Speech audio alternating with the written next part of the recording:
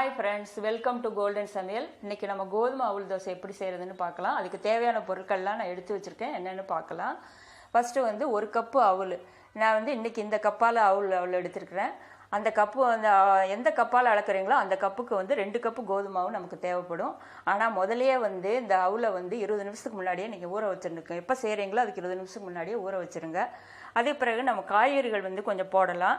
காய்கறி வேணும்னா போடலாம், இல்லை வேணாம் பேச்சுலர்ஸ் வந்து இருக்கிறாங்க வீட்டில் செய்ய முடியல அப்படின்னா அதை ஸ்கிப் பண்ணிடலாம். நான் வந்து இன்றைக்கி காய்கறி போடுறேன்.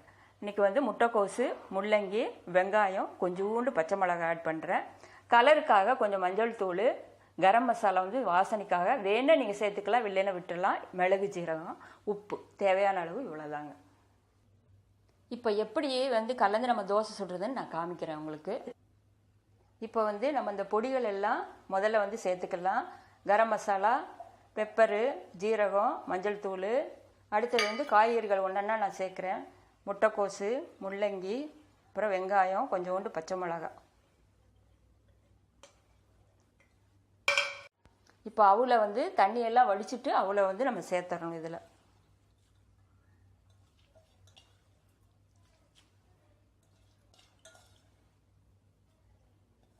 இப்போ வந்து தேவையான அளவு உப்பு சேர்த்துக்கலாம்.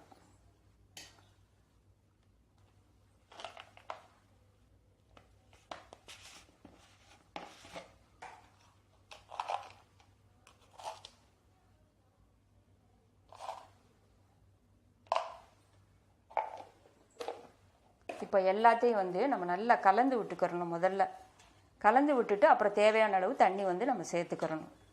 ஏன்னா முதலையே தண்ணி சேர்த்திங்கன்னா எவ்வளோ அளவு நமக்கு தேவைப்படுதுன்னு தெரியாது. அதனால் முதல்ல எல்லாத்தையும் ஒரு இடம் இப்படி நல்லா கலந்து விட்டுக்கோங்க. கைகளால் கலந்து விட்டுட்டு அப்புறம் நீங்கள் தண்ணி கொஞ்சம் கொஞ்சமாக ஆட் பண்ணி நல்லா அந்த தோசை மாவு பதத்துக்கு கரைச்சிக்கலாம் நம்ம.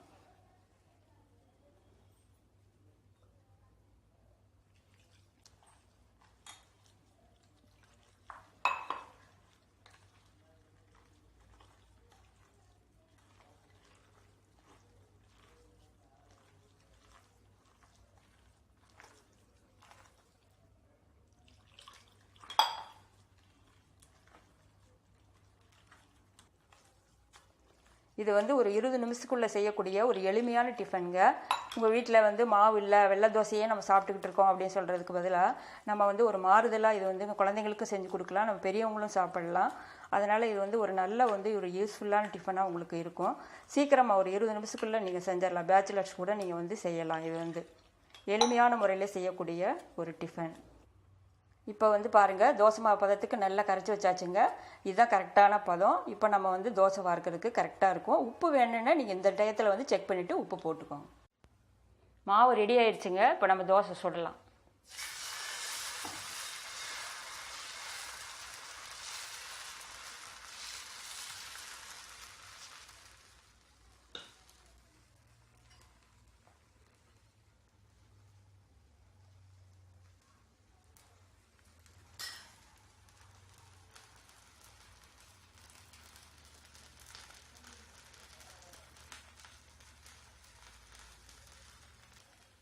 இப்போ நம்ம தோசையை திருப்பி போடலாங்க.